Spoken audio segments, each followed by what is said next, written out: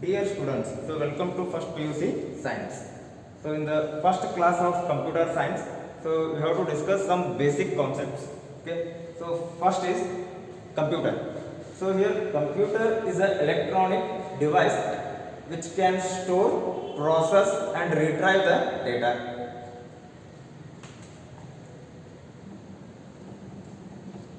Electronic device which can store, retrieve and process the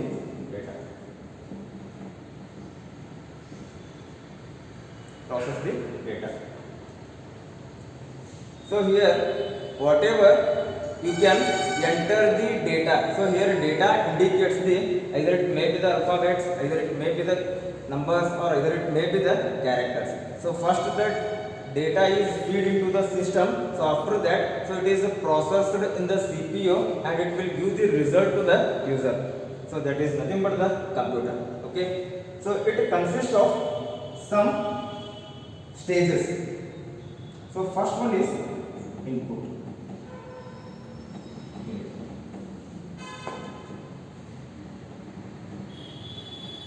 Processing. So here it is CPU.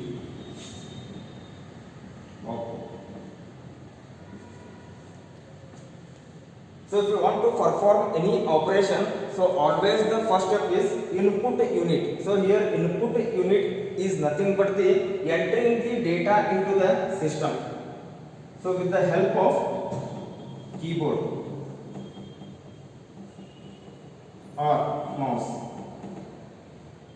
Because keyboard and mouse are the input devices. With the help of input devices, you can feed the data. So whatever the data is stored in the system, so it can be processed in the CPU. So here CPU indicates the central processing unit. So after processing, the data will be sent to the output device, that is nothing but the output unit.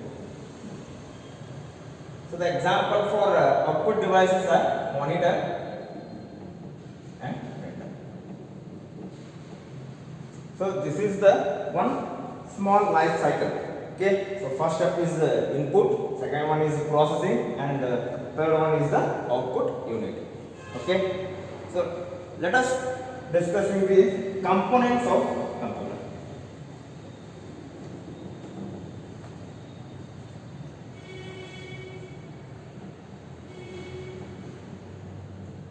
Components of computer.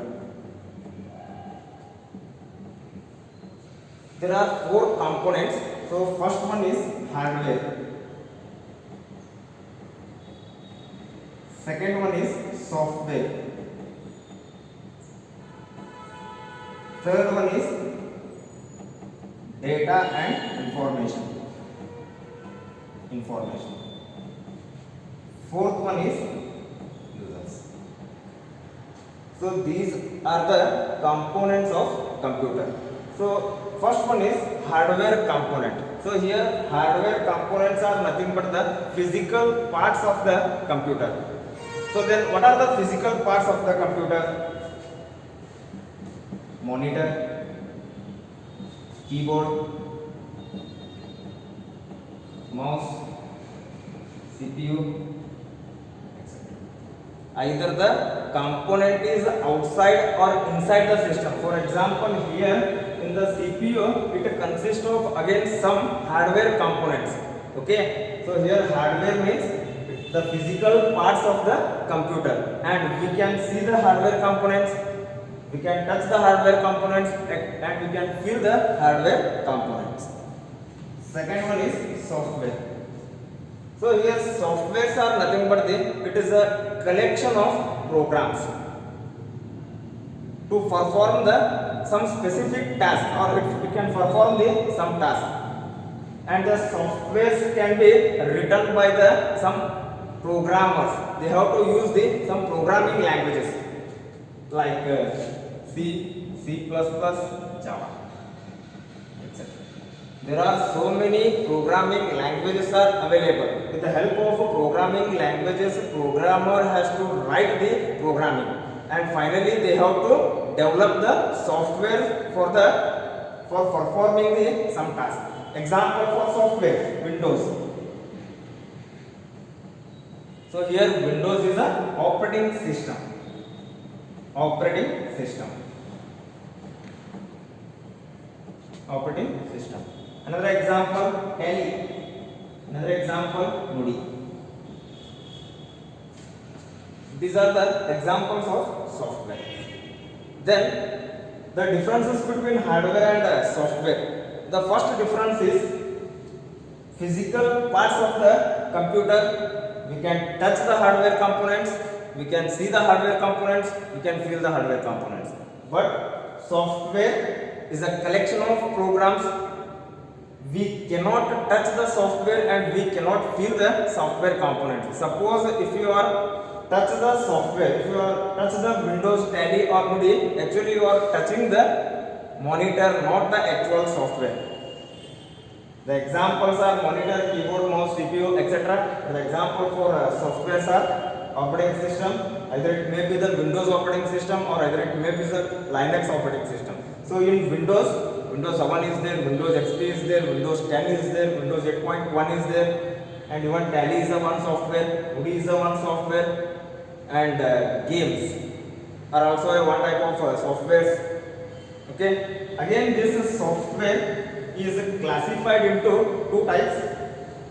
First one is system software. Second one is application software. Application software. The softwares are classified into two types. First one is the system software, second one is application software. So here the system software means it is a collection of programs that can operate the hardware components. With the help of programming languages, the system will respond to the user request that is related to the operating system files. That is nothing but the system software. For example, if you are installing the Windows 7, Windows 8.1, Windows 10, by default some softwares will be installed on our computer. Those softwares are related to the system software. Second one is application software. So here application softwares are nothing but it is restricted to the particular task. For example, Microsoft Word, that is MS Word, Excel, PowerPoint. Means Word is mainly used for preparing the document. It means that we can prepare the document. Suppose if you want to prepare the PPT, that is presentation, so usually you have to prefer the PowerPoint presentation, not the MS Word. So here application software means, so it is a collection of programs which performs some task. The example for application softwares are Tally, Moody, VLC Media Player, Windows Media Player, and even in your mobile also there are so many applications are there. So you can download it from Play Store. Okay, so those applications are called as a application softwares. Suppose the software is used inside the mobile means that is nothing but the application. The software is used for the system means that is nothing but the software. So application means application is related to the mobile, the software is related to the system. Next is data and information. So here data means unprocessed data. So here unprocessed data is nothing but you can feed the data into the system. Means with the help of a keyboard you can enter the values. Either you have to enter the alphabets, either you have to enter the numbers, or either you have to enter the special symbols. Whatever you have to feed the data, that is nothing but the data. It means that it is a collection of known and unknown facts. So next is information. So here information means the processed data. Once we can feed the data means it can be processed in the CPU. CPU means central processing unit. In the CPU it has to process whatever the processed data is there, that is nothing but the information. and the last component is users. Those who are operating the system, those all are called as the users. So these four are the components of computer.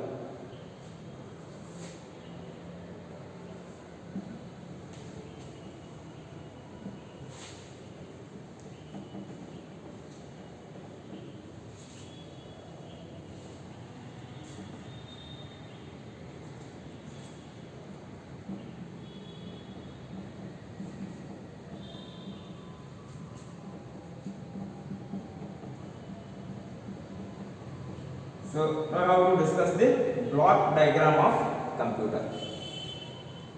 The block diagram of computer consists of input unit, first one.